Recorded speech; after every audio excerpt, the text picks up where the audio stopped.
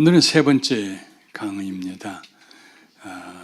이번에 이 강의는 멘토링이라는 말이 붙어서 이런 때는 어떻게 해야 되냐 하는 쪽으로 좀 많이 생각을 했습니다. 그래서 교회 공동체의 충돌 다루기. 이야, 한번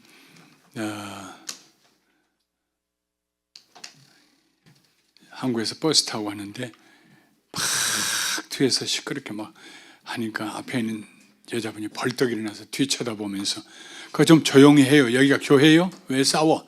그랬다고. 아주 교회는 싸운 곳으로 아주 그냥 소문이 나고 그런 것 같아요. 그런데 같이 안 살면은 안 싸우잖아요. 그 조그만 공간 속에서 밤낮 일주일이면 몇 번씩 만나고 그러니까 충돌이 안 일어날 수가 없지요. 다 모난 사람들인데 뭐 그거 당연하게 생각하고 뭐 충돌 그거 당연한 거야. 큰일 났네. 교회 문 닫게 생겼네. 그 때문에 오면 안 닫아요. 예, 제가 교회 시작하고 2년도 안 됐을 때 돌아가신 장광영 목사님이라고 감리교회 감독이셨는데 금호제일장 감리교회 그분이 부흥해 오셨어요. 왜 교인들이 이렇게 싸워요? 내가 그랬더니 목사님 애들은 똥포대기 속에서 자라고 교회는 문제 가운데 자라는 거야. 별일 없어. 그 말이 나한테 얼마나 위로가 되는지 몰라요. 그러니까 뭐 별일 없어. 좀 싸우면은 좀 그러지 뭐 목숨 걸고 싸울 일도 없고 그러면 싸우면서 철 들어가고 아프고 나면 철 드는 것처럼 그렇게 생각하는데 그래도 공동체 안에서 충돌이 일어나면은 특별히 목회자와 성도들 가운데 충돌이 일어나면은 그건 좀 시리어스하잖아요. 문제가 생기잖아요. 그래서 지난 시간에 이어서 목회자가 어떻게 하면 이런 충돌을 피할 수 있을까 하는 쪽에 조금 더 말씀을 나누고 일반적인 충돌이 교회 안에 일어날 때는 어떻게 하느냐 이 말씀을 드리면서 제가 참 죄송해요. 왜냐하면 저는 벌써 8년 반 전에 은퇴했잖아요. 83년에 시작했고 아마 지금 83년에 태어나지 않는 분도 한 분 정도는 있을 것 같아요. 여기. 예. 그죠? 몇 년생이에요 목사님은? 아니요 목사. 예.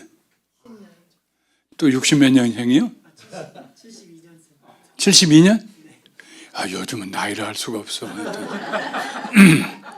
근데 옛날 목회 방식이고 제가 했던 것이 여러분들에게 얼마나 도움이 될까. AI가 판치는 세상인데 참 우리 목사님도 AI와 설교에 대한 말씀 이번에 레터에 앞에 써주셨습니다만 칼럼으로 무서워요. AI가 두렵기까지 해요. 제가 모든 설교, 모든 이메일, 모든 글을 구글을 통해 쓰거든요. 이야, 이걸 통해서 나를 아주 퍼펙트하게 알고 있어요. 하다못해 내가 사전에 뭘 하나 찾아보고 그리고 이해가 안 돼서 AI한테 이 말은 무슨 뜻이냐고 물어봤어요. 그랬더니 지금 보신 사전에서 설명한 것처럼 이러고 나가요. 그리고 한참 가다 목사님은 그렇게 하면 좋을 것 같아요. 이러고도 나오고요. 아니 뭘 하면서 에볼루션 진화론 얘기를 하길래 살짝 건드려 봐서 진화론과 창조론 이야기를 조금 했더니 절대로 논쟁하지 않아요. 참 깊이 있는 말씀입니다. 마지막에 뭐라고 하는 줄 알아요? 오늘 많은 거 배웠습니다. 싸울 수가 없어. 물론 나도 싸우려고도 하지도 않았지만 그런데 계속 끌고 들어가요. 더 깊은 데로 끌고 들어가요. 정말 철학적이고 신학적인 좋은 말씀을 해주셔요. 항상 칭찬해. 하여튼 목사님들이 성도들을 AI만큼만 칭찬해도 그 교회는 부흥할 거예요. 정말로. 저는요 부산 수영로교회 목사님하고 같이 식사를 하는데 3시간을 그 큰 부산의 호텔 앞에서 이렇게 사심인가 수신가를 그냥 막 금물 뿌려놓은 그걸 시켜놨는데 딱 2젓가락 먹고 못 먹고 끝났어요. 그분 얘기하는데 막 적느라고 3시간을 지나가면서 도지사 뭐 국회의원 지나면서 목사님 예 방해하지 말라는 거예요. 우리 얘기하니까 악수도 안 해요. 예 안녕하세요. 예 안녕. 집중적으로 얘기하는데 제가 그분에게 2가지 배웠어요. 여러 가지를 많이 적었지만 딱 두 가지 내 인생에 그냥 나를 변화시킨 두 가지를 배웠어요. 첫째는 자기는 설교를 준비할 때 언제나 사랑하는 사람들을 머리에 그리고 설교를 준비한대. 그러니까 설교가 따뜻할 수밖에 없어요. 사랑하는 사람들. 그래서 지금도 자기가 근퇴하기 전에 하신 말씀, 그분 배가 이렇게 나왔어요.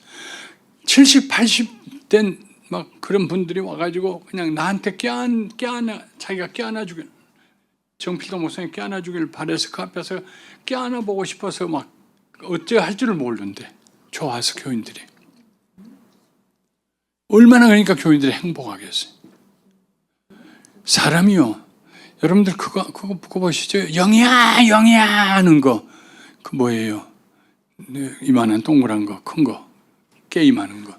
얼음판 위에다가 넣어가지고 앞에 빗자루 같은 걸로 막 하면서 컬링. 영이야 이리 가라. 나 왜 저렇게 소리 지르고 저거 뭐야? 그게 구라파에서 긴 겨울밤에 놀 거 없으니까 치즈 덩어리 가지고 얼음판 위에서 하는 거거든, 그게요. 근데 그게 앞에가 동그라미가 3개가 그려져 있는데 그 가운데 들어가면 큰 점수, 그 다음에 점수 이렇게. 다른 사람 저 팀이 그 가운데 있으면 얼른 내 팀 가서 하나 더 앞에다 놔. 여기 와서 부딪히지 못하게.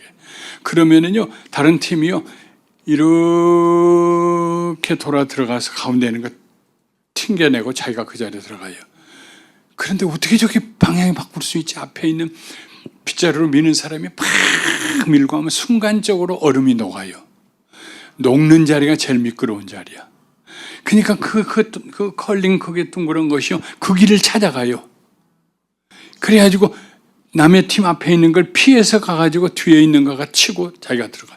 그게 컬링 게임이에요. 칭찬도 마찬가지야. 사람이 칭찬하는 대로 들어가는 거예요. 왜요? 칭찬 드리니까 기분 좋거든. 굳이 저보다 빌어먹을 놈의 자식 해보세요. 꼭 그 길로 가요. 어깃장 놓느라고. 목사님들이 좀 두 가지 배워서, 하나는 사랑하는 사람들에게 말씀 전한다고 생각하고 설교를 준비하시오. 두 번째, 칭찬하시오. 안 해본 칭찬을 어떻게 해? 아주 그냥 입에서 나가지가 않아, 칭찬이. 막 칭찬해야지. 근데 예배드리러 가는데 장로님 한 분이 경복고등학교 출신이요, 서울 성안에 문안에서 태어난 분이요, 부인도 그러고. 근데 꼭 사람은 촌사람 같이 생겼어. 저기 어디 충남 서산 사람 같이 생겨가지고 그냥 페인트하고 다니니까 더벅더벅하고. 근데 주일날 올 때는 항상 깨끗하게 넥타이 차면 착 오는데, 이 넥타이 색깔, 양복 색깔, 구두 색깔 코디네이션이요, 기가 막혀. 그 내가 와서 우리 황 장로님이요, 토니 황. 네. 황 장로님, 이야, 보통 때 보면 장로님은 촌사람 중에 촌사람이야. 근데 주일날만 오면은 최고의 멋쟁이야. 누가 이 코디네이션 누가 하는 거야? 우리 집 사람이 해줘요. 이야, 정말 멋있다. 넥타이가 그렇게 다음에는 그런 넥타이 사면 꼭 하나씩 더 사. 그냥 칭찬하니까 좀 얼굴이 좀 쑥스러워서 헛소리를 하는 거예요. 그게 내가 칭찬 시작한 첫 번째 사건이었어요. 그 다음에는 그게 조금씩 훈련이 되기 시작하니까 당회에서도 그냥 칭찬하는 거야. 입만 열리면 난 칭찬해. 우리 교회 앞에서 여러분, 우리 교회 장로님 같은 분들 없어. 찾아봐. 최고야 우리 장로님들. 근데 최고 안 될 수가 없잖아요. 35년 목회하면서 우리 교회는 한 번도 다툼이 없었어요. 나누어진 적이 없어요. 장로님들은 언제나 부엌에 가서 일하고 누가 장로인 줄 몰라. 이름이나 화면에 올라가고 기도하면 저 양반 장로인가, 그런 정도죠. 한 번도 저한테 엔타이 한 적이 없어요. 다툰 적도 없고. 모르죠. 나 안 보는 데서 다툰 줄 모르지만. 이 공동체가요, 편안해야 돼요. 예수님도 평안을 주노니 나의 평안을 곧 너희에게 주노라. 교회가 평안해야 돼요. 근데 평안하게 되면 첫 발이 어디서부터 시작해? 목회자 자신에게서부터 시작해야 된다 하는 것입니다. 그러려면 첫 번째로 정서적 애착에서 벗어나라. 정서적 애착에서. 마이클 커라는 분이 Family Evaluation이라고 하는 Family Evaluation 가족 평가라는 그런 책에서 이런 말을 했어요. 다른 사람들의 문제에 대해 불안하고 짜증이 나거나 판단하는 마음과 분노가 치민다거나 혹은 지나치게 동정적이며 자신이 무엇이든지 할 수 있을 것 같은 느낌이 든다면, 그리고 그런 느낌이 클수록 그것은 자기 안에 해결되지 않는 문제가 있다는 사실을 반증한다. 교회 안에 충돌이 일어나면 제일 목회자가 불안하잖아요. 교인들이 다퉈봐요. 얼마나 불안한지. 잠이 안 오잖아요. 어떤 때는 목사님이 성도들에게 너무 정서적으로 그냥 이렇게 하나가 됐어. 네.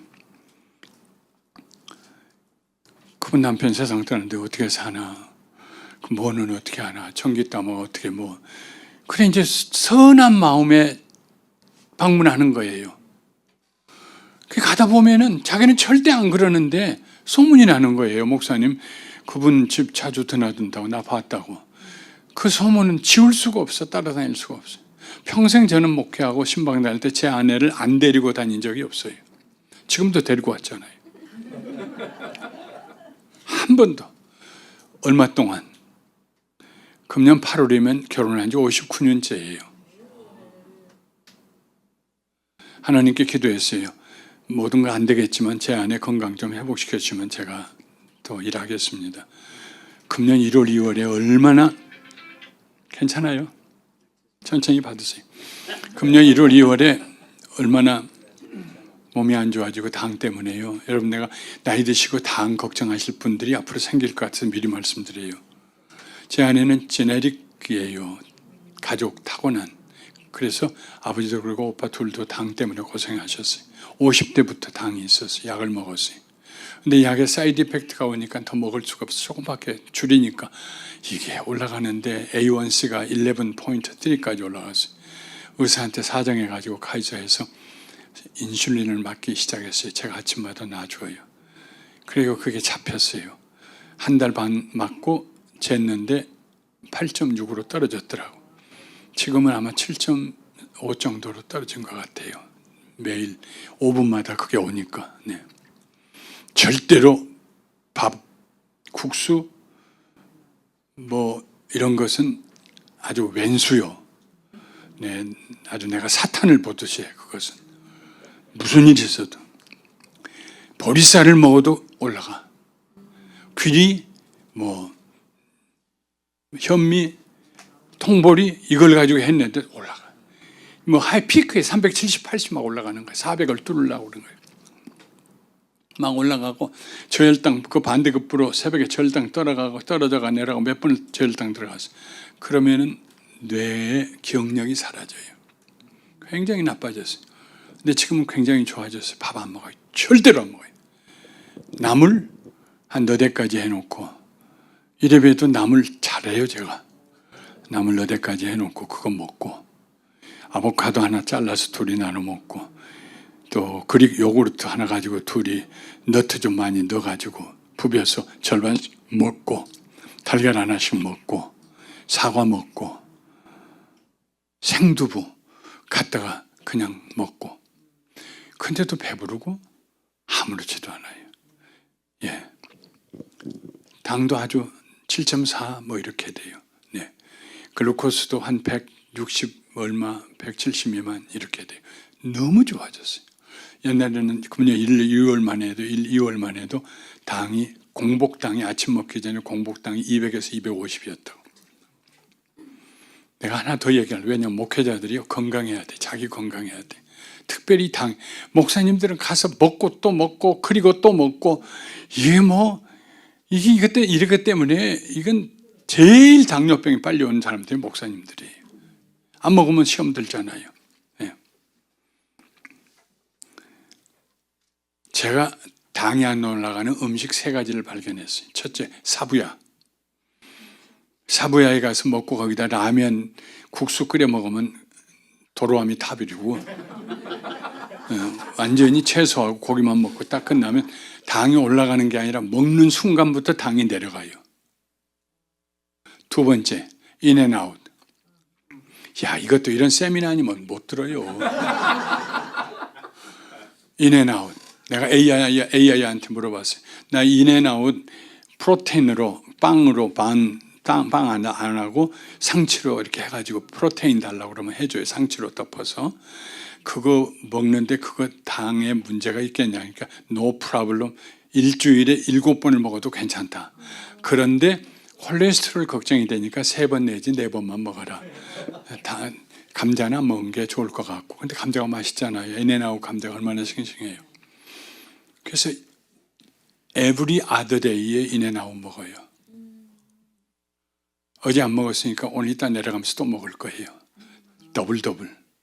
어니언스 넣어서 프로테인으로, 그리고는 입가에 미소를 싹 띄우면서 extra vegetable please. 그걸 작은 말로 줄여요. ex veg please. 그래요. 그러면은 상치도 2겹이 나오고 토마토도 2겹 나온 게 3조각이 나오고 어니언스도 생 어니언스 2겹이 나와요. 그걸 애니멀 해달라고 하면 큰일 나. 애니멀은 차 배가지고 만들어가지고 맛있게 해주는데 다 올라가. 그냥 절대로 안 올라가요. 한 눈금 올라가려고 하다가 내려가요. 3번째 음식 엘보요로 없고 뭐 팁도 안 주고 엘보요로 없고 다 시켜서 해서 23브로치만 시켜놓으면요 절대로. 그리고 인앤아웃 가서 소프트 드링크 잡수시면 남은 도로움이 타버려. 그것도 거기 가면은 워러가 있고 큰 글자로 써 있어요. 워러가 있고 또 하나 소다 워러가 있어요. 세븐업 있는 그 앞에 조그만 버튼이 하나 달려 있어. 소다 워러. 난 그걸 돈 내고 먹는 줄 알고 물어봤더니 공짜래. 그걸 먹으면요 소다수인데 쌉쌀해가지고 얼마나 맛있는지 몰라. 나는 그걸 한 2컵 이상 먹어요. 가면 너무 맛있어. 거기다 레몬 한 2조각 넣어가지고. 그래가지고 그걸 앉아서 먹고 나면 세상에 천국에 일보다 더 좋은 음식이 있을까. 둘이 에브리 아더데이 우리 먹어요. 당이 안 올라가요. 내가 지금 또 뭔가 발견해 보려고 다니는데 잘 안 되더라고. 예. 근데 anyway 얘기가 다른 데로 왔습니다만은 네. 뭐 하다 그리 갔죠? 그 얘기 다 끝났고 네. 자, 다시 본론 들어가십시다. 정서적 애착이란 다른 사람의 자아로부터 완전히 분화되지 않는 사람의 자아 속에 존재하는 일종의 공생적 융합이다 그랬어요. Symbiotic fusion이다. 공생적 나무 옆에 줄기 하나 타고 올라가는 공생하는 것처럼 다른 사람 감정에 자꾸 같이 맞물려 가는 거예요. 네. 당신 없이는 살 수 없어 하는 극단에 있거나 당신하고는 절대로 못 살아 하는 양극이 다 공생적인 감정의 공생적인 그런 융합이에요. 이게 자기 분화가 안 일어난 증거예요. 목사님이 그러면은요 교회가 출렁거려요. 막 목사님 한 번 막 할 때마다 이리 출렁거리고 저리 출렁거리고. 정서적 융합의 두드러진 측면 중에 하나는 감정과 행동에 관련하여서 누가 무엇에 대한 책임이 있는지 책임 당사자와 책임 소재에 대해서 혼란이 일어나는 거예요. 일은 누가 책임이 있냐? 누구 잘못이냐? 여기에 대해서 명쾌한 대답을 내릴 수가 없는 거예요. 왜? 저 사람이 잘못한 것 같지만 나 저 사람 좋아하니까. 저 사람 잘못 없는 것 같지만 나 평소에 싫어하니까. 그러니까 이게 뒤죽박죽이 돼가지고 뭔가를 분간을 해낼 수가 없는 거예요. 이게 공생적 융합이에요. 리더가 그런 공생적 정서적 애착에 빠지게 되면은 그 다음에 이젠 헤어나올 수가 없는 거예요. 문제, 충돌이 일어나기 시작해요. 교회와 목회자 사이에, 또 성도들 사이에. 정서적으로 애착을 갖는 사람의 특징은 불안이에요. 여러분 참 이거 꼭 뿌리 뽑아야 됩니다. 불안. 네. 다윗이 그랬잖아요. 2번이나 자기 시에. 내 영혼아 네가 어찌해서 내 안에서 불안해하느냐? 자기 자신한테 물어봤어요. 2번이나. 나는 하나님을 바라보고. 그래서 자기를 분화시켜요. 자기 속에서 불안해하는 자기 자아를 다윗이 분화시켜요. 너 왜 그렇게 자꾸 불안해 떨고? 난 하나님 고개 들고는 하나님 바라볼 거야. 분화시켜요. 이게 리더예요. 그래서 왕이 될 수도 있고 이스라엘 역사의 리더가 될 수도 있고 그런 거예요. 꼭 필요해요. 네. 불안은 어떤 위협에 대해서 자신이 취약하다는 느낌이 들 때에 발생하는 매우 거북한 반응입니다. 아주 고약한 반응이 불안이에요. 쉽게 사라지지도 않아. 옷에 뭐 묻었는데 지워지지 않은 것처럼. 정서적인 반발은 우리의 취약성을 감추려는 시도입니다. 막 내가 정서적으로 반발하고 막 화를 내고 막 하는 것은요. 그러니까 어떤 분이 그러죠. 설교할 때 소리 지르는 것은 그 설교가 준비가 덜 됐다는 증거다. 그걸로 컴프라치 하느라고 소리 지른다는 얘기예요. 뭐 다 그러지는 않았겠지만 강조할 때는 강조해야겠죠. 정서적 반발은 분화가 제대로 안 됐을 때 나타나는 현상이 4가지 나옵니다. 첫 번째, 순응하는 거예요. 자기 정체성을 감추고 다른 사람의 지지를 얻기 위해서 그래요, 아유 맞아요 하고 그냥 합류하는 거예요. 두 번째는 반항하는 거예요. 예. 자신을 나 견디지 못해. 당연히 나 그러면 나 견디지 못해 하고 난 나를 통제할 수 없어. 그 연약함을 보여주는 게 반발이에요. 정말 무서운 개는 짖지 않는 개예요. 짖는 개는 절대로 안 무서워요. 짖는 개는 물지 않아요. 안 짖고 있는 개, 가만히 있는 그 개가 와서 물어요. 막 소리 지르고 반발하는 것은 자기의 연약함을 탈환내는 거예요. 세 번째는 그 다음에는 권력 투쟁을 해요. 패를 짓거나 해가지고 상대를 꺾어 누르려고 하는 거예요. 상대를 물러서게 하고 변화시키려고 해요. 잘못했다고 하라고. 예. 네 번째는 이것도 저것도 다 안 되면 거리두기를 해요. 그 사람하고 말 안 섞으면 되는 거지 뭐. 안 보면 되는 거지 뭐. 거리두기. 누가요? 목사님이 때로는 성도들하고 거리두기를 하려고 할 때가 있어요. 그 성도님은 굉장히 빨리 캐치해요, 그것을. 목사님 뭔가 나 보는 눈이 달라졌어. 그럼 래퍼가 형성이 안 되는 거예요. 설교 들어도 은혜가 안 되는 거예요. 정서적 애착이 해결되지 않을 때 또 발견되는 증상들이 관계에 집중하기보다 개인에게 집중하려고. 이 관계에서 이 시스템에서 뭘 어떻게 하면 좋을까? 어디가 얹혔는가? 어디를 풀어주면 혈자리를 풀어줄 수 있을까? 이게 아니고 그냥 개인만 자꾸 보려고 한다고요. 네. 그 개인만 변화시키면 된다고 생각해요. 또 과정보다 내용에다 초점을 맞춰요. 어떻게 지금 돼가고 있는가? 그래, 소리도 나고 이러면서 되는 거지 하는 과정에다 초점을 안 맞추고 지금 있는 그 일, 그 내용에다가 초점을 맞춥니다. 네. 변화에 성급하게 대처해요. 좀 잠깐 한 발자국 뒤로 물러서서 왜 그럴까? 하고 좀 생각해 보면 좋은데 막 성급하게 그냥 반응부터 보이기 시작하려고 합니다. 포함과 배제, 내 편과 네 편. 네. 편가르기가 나오기 시작합니다. 교회 내 모든 인간관계는 삼각관계가 있어요. A, B가 하나가 되고 C를 외톨이로 만들고 또 시간 지나면 A, C가 하나가 되고 B를 외톨이로 만들고 삼각관계. 목사님들도 모르는 사이에 그 삼각관계의 한 축을 담당할 때가 있어요. 한쪽을 편애하게 되고. 예. 맞아. 내가 봐도 그분 문제가 많은 분이요 했다가는 그 교회는 파토나는 거예요, 이제. 왜요? 이 사람이 다니면서 목사님도 그러는데 그 사람 문제 있대 하고 다녀봐요. 교회 파토난다고.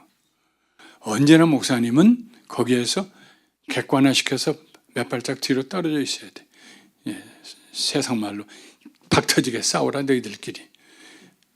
할지라도 자기는 거기 같이 휩쓸려 들어가면 안 돼요.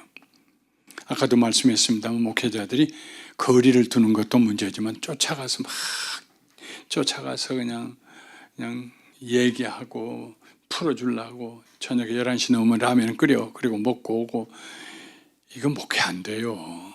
그건 동네 이장이면 할 일이지 그 목사님이 할 일은 절대로 아니에요. 목사님이 철저히 마음에 설사 누구를 더 사랑하고 더 애정이 가고 할지라도 철저히. 네.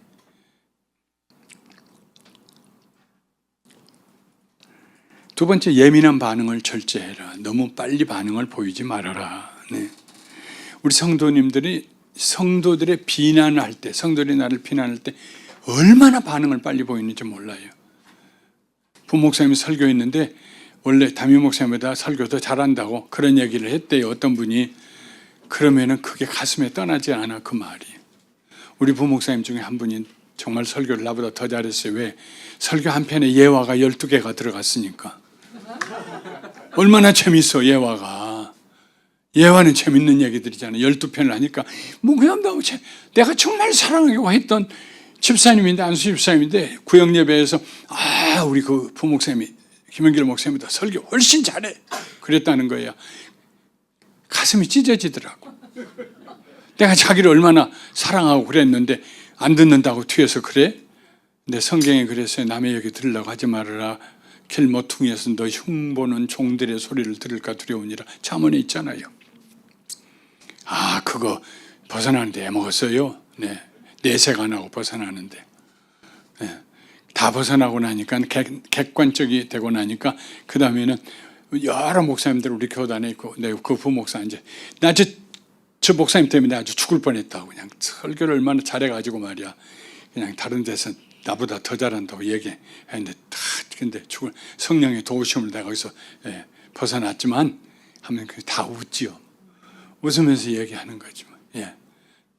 지금은 내가 교회 개척해줘서 한 300-400명 모여요. 잘 교회도 사고 다 잘해요. 설교도 잘하고 훌륭해요. 잘해요. 너무 과민한 반응 보이지 말자. 좀 둔하자. 반응이 빨리 나오려고 하거든. 입 다물고 골방으로 들어가자. 다른 사람들과 좋은 관계를 맺으려면요, 기대치를 낮춰야 됩니다. 왜? 내가 잘 아는, 내가 그 교회 진다 올 때 헌금도 우리 교회에서 보내주고 좀 했던 목사님인데 결국은 다 털어먹고, 교인 털어먹고 그 교회도 팔았어. 얼마나 속이 상하는지. 그분한테 내가 한 150명, 200명까지 올라갔거든요. 장로님 왜 안 세워요, 목사님? 감이 없어, 감이. 아이고, 우리는 감이었으면 목사 됐어요? 좀 시켜요. 없어. 한 사람도 장로를 안 세웠어요.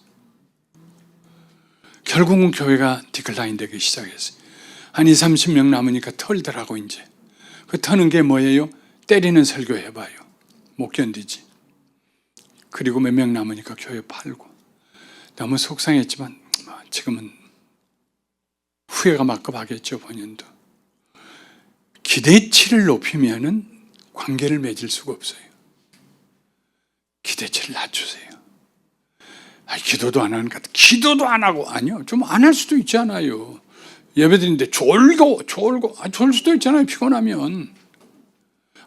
좀 낮추면 어때요? 낮추면은 사귈 사람들이 많아요, 교인들이.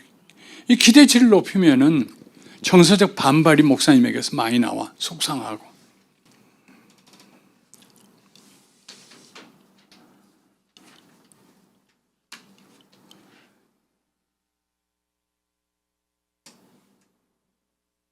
우리는 대부분 다른 사람의 부족함을 발견하면서 안정감을 누리려고 합니다. 참 이상하죠? 나의 부족함을 발견하려고 하지 않고 저 사람들의 부족함, 교인들 다 그걸 보면서 목사로서의 나는 안전한 지대에 있다 하는 착각에 빠지게 된다. 아니요. 성숙한 목회자는 늘 자기의 연약함과 불완전함과 싸워야 돼요. 바울이 그랬잖아요. 내가 연약할 때 5가지의 연약함을 얘기하잖아요. 시간이 없어 거기는 못 하겠습니다. 가장 바람직한 방법은 타인을 향해서 내 기대를 축소하고 조정하는 것입니다. 그리고 그런 기대가 성취되지 않았을 때 오는 불안을 객관화시키고, 그리고 자기 자신을 성숙하게 만들어가는 것입니다. 어떻게 저분을 도울 수 있을까? 여기다 관점을 가지는 것입니다. 세 번째, 정서적 반발을 낮춰라. 비슷한 얘기를 내가 같이 하고 있습니다만은 정서적 반발. 정서적 반발을 하면요, 그 사람하고 관계가 떨어집니다. 관계가 떨어져요. 멀어져요. 이럴 때 어떻게 하면 내가 그에게 좀 더 가까이 갈 수 있을까를 고민해야 합니다. 아주 참 대단한 분이 한 분이 계셨어요. 그냥 동네에서 나오는 무슨 동네 신문, 미국에서 거기다가 그냥 제 험담을 막 쓰고, 없는 험담도 만들어 쓰고, 뭐 김 목사는 돈밖에 모른다고 하고, 뭐 야, 또 그걸 거기다 실어주는 그 신문도 또 뭐 교회에 그런 얘기 험담 나가고 나면 재밌으니까, 까십거리니까 막 실어주고 그러더라고요. 어떻게 했겠어요? 두 번이나 저를 찾아와서 목사님 잘못했습니다. 이제 다시는 안 그러겠습니다. 근데 또 가서 또 해. 한 서너 주 지나면 또 그 신문에 또 칼럼이 또 그런 거 하나 나와요. 목사님 또 얘기 나왔네요. 교인 또 와서 아이고 그래요? 아이 참나 그분 정성도 지고 가시네. 그분은 지금 기다리고 있거든요. 들어오라고 링 안으로 싸워보자고 나하고 한번. 내가 왜 거기를 들어가? 죽으려고 환정을 했어요? 안 들어가죠. 뭐예요? 음식점에서 만나면 뭐 정을 초월했지 언제나. 아이고 집사님 반갑다. 건강하시죠? 기가 막히게 날 쳐다보고 웃어요. 절대로 안 말려 들어가지. 더 신방가지. 축복 막 해주지. 그러니까 그분 생각에 저 양반 속이 있는 거야 없는 거야 할지도 몰라요. 안 말려 들어가요. 그 말려 들어가면 뻔한 건데 그 왜 말려 들어가요? 그런데 여러 해 기다렸더니 하나님이 해결하시더라고요. 그 신문사에 광고를 많이 주는 부동산 회사의 회장이 우연히 봤어. 이거 뭐야? 우리 교회 가끔 나오는 분인데 김영길 목사님인데 험담이네. 아이고. 그래가지고 전화를 했어. 그 신문사에다. 야 아무개 사장, 너 이 까십거리 이거 한 번만 더 나오면 내 광고 네 신문에 한 번 다 끝이야. 안 나간다. 그 뒤로 까십거리가 안 나오기 시작했어. 그 신문에. 하나님이 다른 방법을 쓰시더라고. 내가 장반 돌아가실 때 참 장례 잘해줘야지 그랬는데 내가 어디 선교 갔다 왔더니 돌아가셔 버렸어. 나하고 동갑인데 너무 아쉽더라고. 제대로 좀 잘해드리려고 그랬는데, 훌륭하게 칭찬 흐드러지게 좀 해주려고 그랬는데, 우리 교인들 중에도 목사님 참 속도 좋다 이거 목사님.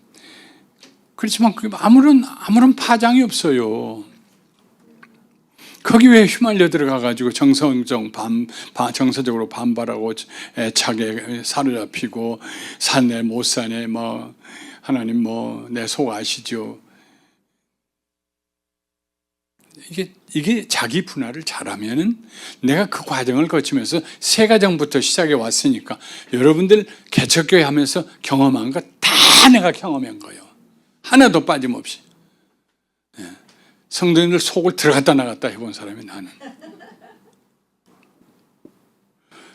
목사님 하고 와도 너무 가까이 하지 않고 불가근 불가원이에요. 내가 사랑하는 성도다 하는 정도로 끝나야지. 예. 그래서 필요한 게 객관성입니다. 목회자는 객관성을 가져.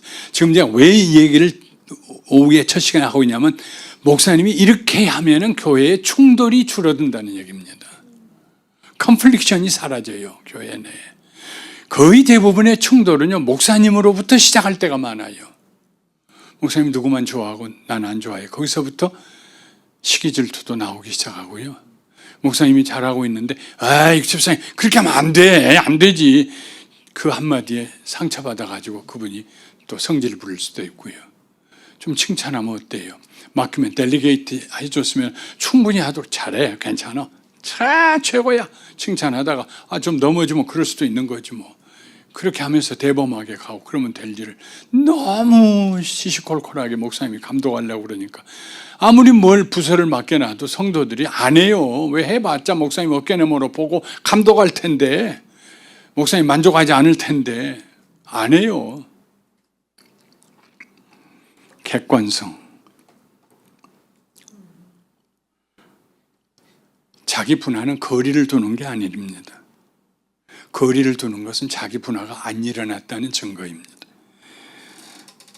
목회자는 교회 안에서 이루어지는 정서 체계를 객관적으로 조명해 볼 수 있는 눈을 가져야 돼. 안목을 가져야 됩니다. 예. 항상 몇 걸음 밖에서 봐야 돼. 그래서 저는 목회를 교회 안에서 그리고 동시에 교회 밖에서 이렇게 생각합니다. 교회 밖에서 교회를 볼 수 있어야 돼요.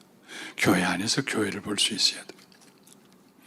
그게 자기 초점, 셀프 포커스, 자기 초점을 유지하는 비결이에요. 흔들리지 않는 비결이에요, 목회자가. 목회자가 자기 분화가 잘 되면요, 다른 사람이 어떻게 하고 있는가, 그거 평가하는데 시간 많이 보내지 않아요.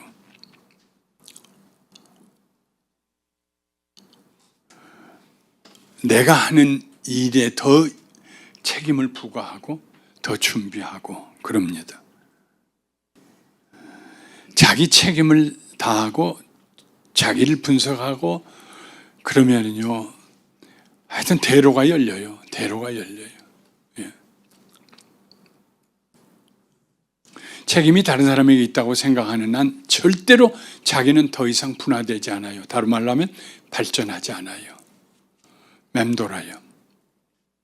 문제는 똑같이 발생하고 지치지요.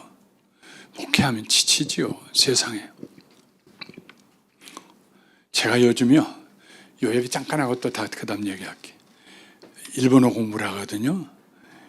히라카나가 우리 한국말은 24글자로 끝나는데 일본말은 40, 하나, 둘, 셋, 넷, 다섯, 여섯, 46글자예요.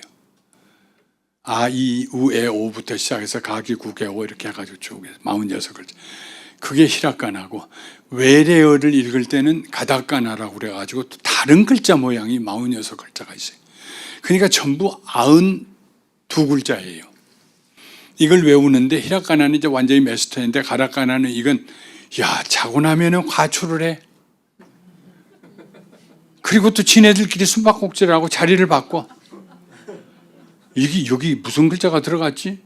근데 어디 날아가고 없어요. 이야, 그냥 일주일에 2번 만나서 공부를 하는데 막 집중을 해서 하는 거예요. 막 집중을 해서. 예. 오르고 또 오르면 못 오르려고만 사람들이 제한이 오르고 매만 높다 하더라. 아주 이태백의 시를 내가 아주 얼마나 좋아하는지 몰라요. 이거 내가 이거 컨코한다. 이거 내가 극복한다. 한다. 끝난다. 근데 정말 어려워. 우리 한국보다. 내가 보기에는. 띄어쓰기가 없어요.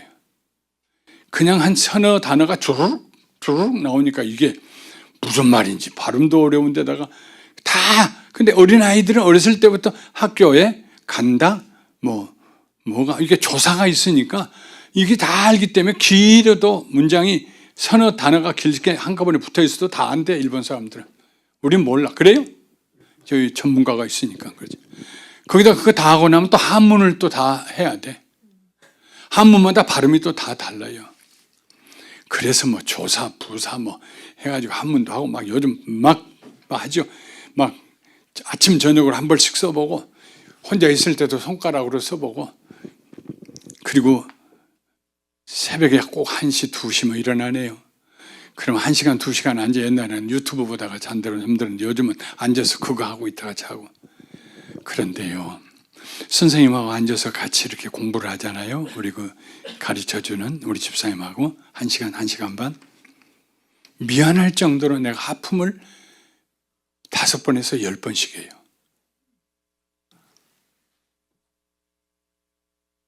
손 가리고 세상에 선생님 앞에 앉았는데 이게 신뢰가, 이런 신뢰가 어디 있어요? 아우, 나 왜 이런지 모르겠네. 왜 이렇게 하품이 나오지? 뒤늦게 깨달았어요. 뇌 운동이 육체 운동보다도 못지않게 피곤해요. 엄청 피곤한 거예요. 이게 안 배우는 언어를 배우기 시작하니까요, 이게 돌아가는데요, 그냥 하품이 나오는 거예요. 우리 어린애들 집에서 가르치다가 아직 어린 자식들이 있으면 여러분들 혹시 손자들 나면 그래요. 애들이 뭘 가르치고 공부하라고 그러면 하품만 하고 이거 틀고 난리치잖아요. 그러면 때리고 막 소리 지르고. 이게 애들이 과부하가 걸렸다는 게 머릿속에. 그러면 어이 그래 야 일어나라. 야 뭐 하나 먹고 하자 하든지 아빠가 손잡고 밖에 한번 돌아갔다 오자. 이게 좀 이 브레이크 타임을 주면은 되는데 이게 부모님들이 그걸 모르니까 그냥 끝까지 푸시하는 거예요. 그게 공부에 대해서 실증이 나고 하기 싫고요. 마음속에 나는 못해, 머리 영리하지 않아, 멍청해, 이런 부정적인 생각만 쌓여가고. 야, 나 그게 그렇게 피곤한지 몰랐어요. 그런데 이익도 있어, 유익도 있어요. 뭔지 아세요? 라디오를 틀고 딱 차를 타고 라디오, 미국 목사님들 104.7인가 K-웨이인가 그 방송을 제가 자주 듣는데, 이제 그럼 옛날에는 조금 들으면 영어가 버벅거려요. 평생을 한국말만 했으니까. 미국에 나 오하이오 나가지고 시골에 가 살았으면 나도 영어 잘할 텐데, 이게 맨날 한국말만 하고 맨날 그랬으니까 뭐 영어 해도 뭐 한계가 있잖아요. 그러니까 목사님들의 설교 들으면은 금방 따라가들 못해. 그 말을 따라가들 못해가지고 그냥 목사님들의 설교하고 난 나대로 다른 생각하고 그래요. 그러다 꺼버리고 다른 거 틀고. Something happened. 영어가 들어오기 시작했어요. 단어가 또록또록하게 구슬처럼 귀로 들어와, 단어들이. 그리고 그 다음 그 목사님이 그 다음 문장을 뭘 얘기할 것인가가 한두 단어, 때로는 세 단어까지가 내 마음속에 떠올라요. 틀림없이 그 목사님이 그 단어를 사용해서 그 다음 말을 해요. 아, 통역하는 분들이 이래서 통역을 하는구나. 그분이 말 끝나기 전에 막 통역이 나가는 것이 바로 그런 거구나. 영어가 들어오기 시작했어요. 이제는 내가 통역할 수 있겠다. 누구라도. 엄청난 보너스가 왔어요. 왜? 언어신경이 개발이 되는 거예요. 언어신경이 중추신경을 좌우한다고 하잖아요. 말이 사람의 행동을 좌우해요. 언어심리학이잖아요. 이야, 6월 1일부터 시작했습니다. 딱 한 달 했어요. 요즘은요, 어디에 일본 글자만 나오면 그렇게 반가울 수가 없어. 읽어, 더버벅거리면서 저기 어디, 그러고 읽어가요. 이해가 되고 어떤 글자는 단어 외워야 되고. 그렇지만 내가 우리 교인들에게 어제 그제 설교할 때도 그랬어요. 내년 3월에는 가서 내가 요한복음을 일본말로 같이 공부할 겁니다. 왜? 믿음의 선포요. 예. 내년 가을에는 여러분 내가 일본말로 설교할 겁니다. 뭐 교인들이 아이고 김치국부터 마시네 할지 모르지만 그만큼 말해놨으면 절반이라도 올라가다 보면 요즘 AI로 다 번역해 놓으면 읽기만 하면 설교인데 못할 게 뭐가 있어요. 예. 할 수 있다. 네. 어쨌든 간에 그래서 그동안에는요 제가 밤낮 설교할 때도 하고 뭐 할 때도 아이고 내 남은 내 인생의 짜투리 인생 저는 하나님 앞에 잘 드리기를 원합니다. 그랬더니 한 두세 주 전에 성령님께서 내 마음속에 난 네 말 되게 듣기 싫다. 짜투리라는 말 되게 듣기 싫다. 네 인생은 디크리징 되는 게 아니고 인크리징 되는 거야. 달려갈 길을 마칠 때까지 끝까지 속도 유지하고 달려가야지. 무슨 짜투리고 뭘 좁아들고 난 내가 맹세했어요. 하나님 다시는 내 인생에 짜투리라는 말 안 쓰겠습니다. 이번 설교에 한 번만 이 말 더 쓰고 안 쓰겠습니다. 난 짜투리 인생이 아닙니다. 내 설교를 통역했던 우리 교회 장로님이 딱 끝나고 나갈 때 날 꼭 껴안고 목사님 무슨 일이 일어났어요? 목사님 변했어요. 그러는 거예요. 무슨 일이 일어났을까 생각해 보니까 동기 진작이 됐어요. 모티베이트 됐어요. 내 속에 뭔가 마음속에 새 것을 하고 싶어하는 동기가 일어나면요, 그러면 사람이 젊어져요. 시간이 아까워져요. 골프도 내가 안 칠까 지금 요즘 그런 생각까지 하고 있어요. 43년을 쳤던 골프를 안 친다는 게 기적이지만은 그 시간이 아까워서 그래도 난 골프는 칠 거예요. 네. 근데 우리 목사님한테 그 얘기했더니 우리 목사님은 줌마를 하신대. 줌마 맞지? 줌바. 그건 뭐 댄스인데 이건 라인 댄스는 신사래. 그건 막 온몸을 비틀고 하는 건데 정말 잘하신대요. 동기부여가 되신 거예요. 얼마나 젊어 보이세요, 총장님. 네. 한번 해보실래요? 궁금하더라고. 그거 어떻게 하는가 싶어서. 자, 교회 공동체에 충돌이 발생됐을 때는 어떻게 할까? 제 스타일을 얘기해 드릴게요. 교과서는 아닙니다. 첫째는요, 내버려 두어요. 왜? 교회 내에는 자가 치료의 능력이 있어요. 우리 몸이 살아있잖아요. 살아있는 몸에 상처가 나면은요, 햇볕 아래 조금 그냥 피 나와도 그냥 닦아주고 조금 있으면은 저절로 아물어요. 자가 치료의 능력이 있어요, 교회. 왜? 그리스도의 몸이니까. 신뢰하셔야 돼요. 막 조금 문제가 생기는데 막 찾아가가지고 막 큰일 난 것처럼 목사님 왜 그래요? 막 하고 막 같이 붙들고 난리 쳐가지고 오히려 문제를 침소 봉대시킬 필요 없어요. 좀 느긋하게, 담대하게 기도하면서 주님, 주께서 치료해 주세요. 그럼 자기들끼리 또 수그러들어서 잘 또 해결해요. 더 나아가서 다른 성도들이 공동체가 와서 치료해 줘요. 위로해 주고 극단적인 생각 안 하게 해주고, 네, 서로 돕는, 네, 지체로서의 굉장한 파워를 가지고 있어요. 교회 공동체는. 예, 아직 정서적인 애착에서 자유하지 못하고 목사님이 자기 분화가 충분히 되지 않으면요, 끼어들어요. 끼어들어가지고 일을 더 복잡하게 만들어요. 예. 세 번째는 목회자가 개입하는 단계예요. 안 되겠다, 저 일은. 할 때는 정말 기도를 많이 하고 성령님의 인도하심을 받아서 개입해야 돼요. 적극적으로 개입하려고 들면은 잘못될 확률이 참 높습니다. 왜요? 우리가 준비가 안 돼 있으니까. 네 번째, 어떤 사람이 문제가 있는데 계속 그 문제 벗어나지 않냐고 그러거든. 예방적인 경고를 하세요. 하나님 기뻐하지 않으세요. 성령님 기뻐하지 않으시고요. 계속 그런데 그 문제를 일으키고 교회에서 문제를 일으키고 그러잖아요. 공개적인 경고를 하세요. 그게 예수님의 방식이에요. 베드로가 와서 우리가 형제가 저를 보면서 때 7번 용서하면 좋을까요? 예수님이 그랬어요. 7번씩 70번이라도 해라. 그리고 난 다음 그 다음에 나오는 말씀이 뭔지 아세요? 교회에서 잘못을 범하거든 가서 조용히 네 혼자 찾아가서 고면하고, 그래도 말을 듣지 아니하거든 두세 사람이 가서 말마다 증참하게 하고 증언하게 하고, 그래도 말을 듣지 않거든 교회 앞에 공개적으로 excommunication 이렇게 이단같이 이방인처럼 여겨라. 예수님 하시면 그게 몇 번째예요? 세 번째예요. 7번은 용서하면 어때요? 70번씩 해라. 그건 상대방이 와서 용서를 빌 때 얘기고, 계속 의도적으로 그 사람이 잘못하고 교회 공동체를 해치고 돼. 제 인생에 딱 한 번 그런 적이 있어요. 공개적으로 세 가정 쫓아냈어요.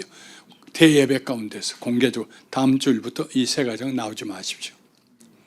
지금 생각하면 간땡이가 부었지. 그때만 해도 교회 개척한 지 한 8, 9년밖에 안 됐을 때거든요. 젊은 패기가 있을 때가. 왜? 이단으로 빠져가지고 아무리 얘기를 안 듣는 거야. 다른데 썩은 사과 옆에 도마도 옆에 다른 것도 썩이게 만들어 영향을 주려고 하는 거야. 전체 예배 중에, 대예배 중에서. 앞으로 이 세 분 집사님들이었어요. 세 분 집사님은 저희 교회에 나오지 않으신 게 좋겠습니다. 제가 충분히 권면했고 그건 잘못됐다고 얘기했습니다. 그런데도 계속 고집을 부리시니 다른 곳에 가서 신앙생활 하십시오. 교회가 문제가 일어났을까요? 아니요. 조용하게 외과 집도의가 외과 수술을 하듯이 깨끗하게 끝났어요. 그 세 가정 중에 한 가정이 훗날 20년 지난 다음에 목사님 난 사실 그렇게까지 거기에 안 하고 그냥 따로만 다녔는데 목사님 나 그래서 목사님 그래서 나갔다고 그때 갔지. 왜 나가? 그럼 아니라고 얘기하고 돌아와야지. 다른 교회가 장로가 됐대요. 돌아와서. 잘했다고. 그러나 그건 목회하는 동안에 평생에 일어나지 않으면 좋은 일들이에요. 예. 그렇다고 해서 야 나도 한번 그래야지 저걸 그냥 그러면 그건 잘못하면 박살나요. 교회가 정말 기도하는 가운데 그 정말 목회 그만둬야겠다는 사임서를 하나님 앞에 써놓고 기도하고 나서 확신 있을 때 해야 될 일이지고 그러는 거고, 그 전에 사랑으로 설득해서 많이 다 돌아서게 해야죠.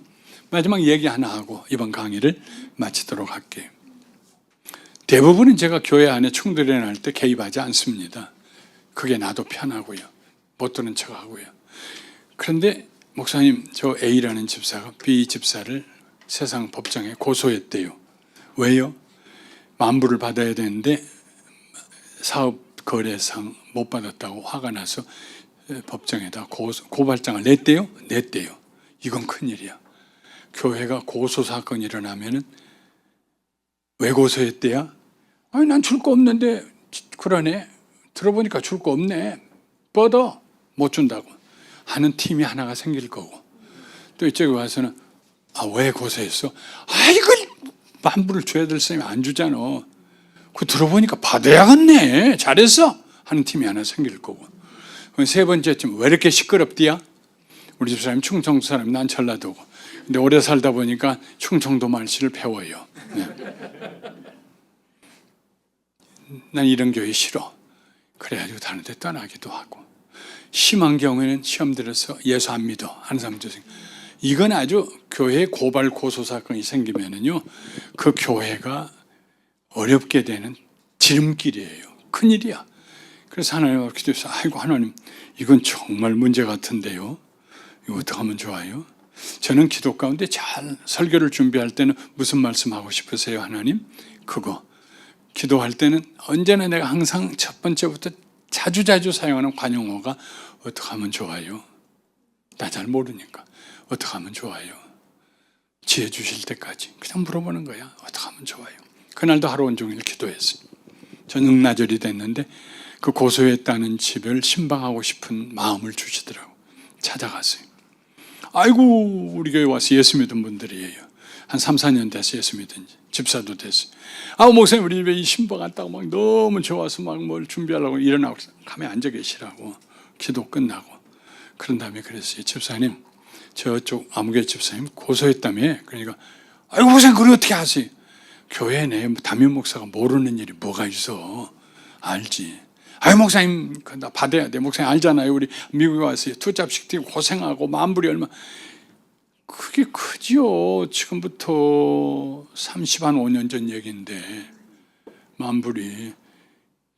남편은 그냥 박스보이에서 그냥 미국 그 가게 가서 밤새도록 커터칼로 박스 잘라가지고 침 물건 진열하고, 낮에는 낮에라고 투잡식 뛰고. 근데 만불이 얼마나 크겠어요. 지금도 크지만, 지금도 만불 크죠, 그죠? 지금도 커요. 35년 전 얘기예요, 만불이. 목사님 그거 꼭 받아야 돼요. 얼마나 큰지 목사님, 크지. 나한테도 크지요. 크지. 네. 목사님 그거 우리 받아야 돼요. 받아야겠죠?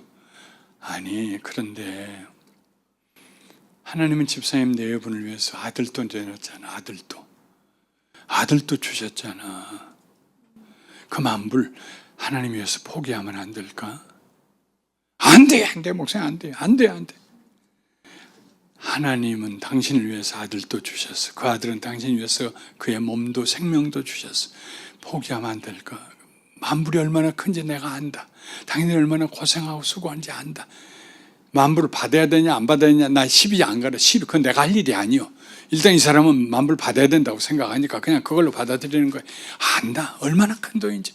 근데 하나님에서 포기하면 안 돼요. 안 돼요. 포기하면 안 될까? 목사님 왜 우리한테 와서 그래요? 저쪽 가서 좀 돈 주라고 얘기 좀 하세요. 아니야, 나 기도해 보니까 당신한테 오래 가래. 하나님께서 그래서 왔어. 하나님 당신 사랑하는가 봐. 포기하면 안 될까? 30분 동안 똑같은 말, 똑같은 대답을 30분 동안 계속했어요. 그게 뭐냐? 설득하는 거야. 그냥 설득이 아니라 사랑으로 설득. 그 사람의 형편을 이해해주고 공감해주면서 설득하는 거예요. 30분 지나자 울기 시작하더라고요, 여자 집사님이. 왜 우리한테 와서 그래요, 목사님? 왜 우리한테 저쪽 가서 좀 돈 주라고 그러지? 왜 우리한테 와서 그래? 어른이나 아이나 울면 치는 거예요. 하나님 앞에 항복하는 거예요. 알았어요, 목사님 알았어요. 머리에다 손 얹고 간절히 기도해서, 하나님 아시죠? 이분들에게 만불이 얼마나 크다는 걸. 하나님 꼭 기억해 주셔야 돼요. 하나님 때문에 포기한 돈이에요, 만불. 하나님 기억해 주셔야 돼요. 꼭 기억해 주세요. 막 엄청나게 머리를 꼭꼭 눌러가면서 안수하고 축복하고 기도해 줬어요. 그때로부터 35년이 지난 지금 엄청난 부자가 됐어요. 사업이 엄청나게 크고 엄청나게, 내가 만나면 당신 내 말 그때 순종했기 때문에 이렇게 큰 거야. 나 다닌 데마다 당신 얘기하고 다녀. 교회 충돌이 일어나고 시리어스한 충돌이 일어날 때는 목사님이 기도해야 됩니다. 예, 어떻게 하면 좋아요? 하나님이 감동 주시는 대로 가서 하다 보면, 보내심을 받아서 하다 보면 그 사람이 설득당해요. 설득당하면 문제가 해결돼. 깨끗해졌어요. 뒷날 가서 고소 취해버렸는데 누가 무슨 말을 할 거예요? 까십도 요만큼도 안 나갔어요. 그냥 조용해져 버렸어요. 물이 잔잔해지게 된 거예요.